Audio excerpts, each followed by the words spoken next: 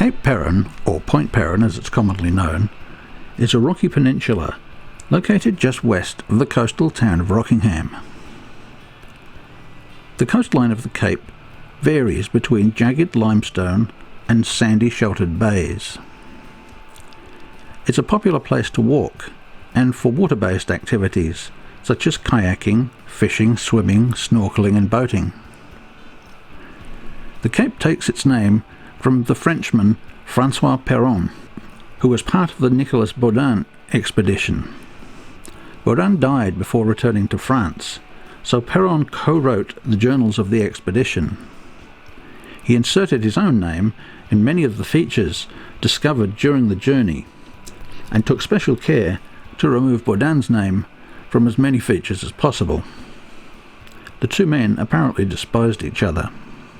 Large sections of the Cape are made from limestone cliffs.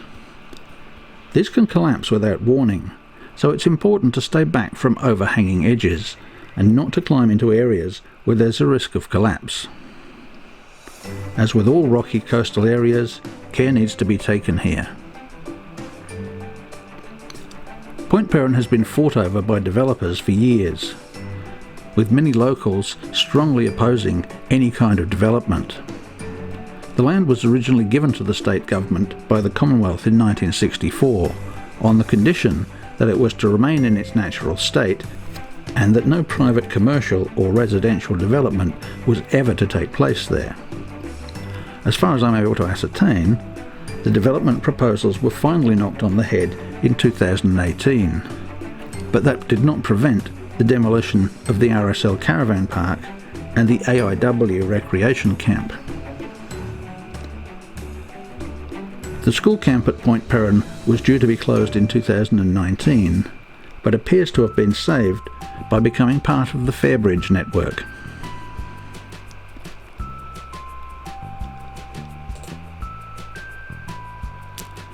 There are some old military coastal defence buildings scattered around the Cape. Some are hidden away in the bushes, while others stand out on the skyline. These buildings date from World War II and were constructed for K Battery in 1942.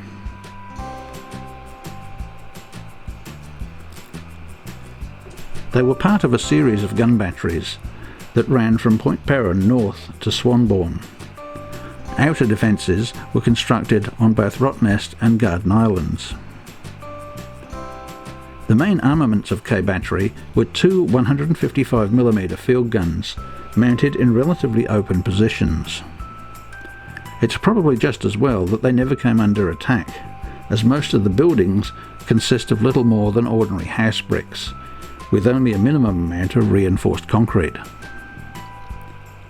Until fairly recently, the battery buildings had fallen into disrepair, but some attempts are now being made to refurbish them, and a mock-up of a 155mm field piece has been placed in one of the original gun pits. The battery was decommissioned in 1945, but part of the original army camp remained in use as a school camp for many years.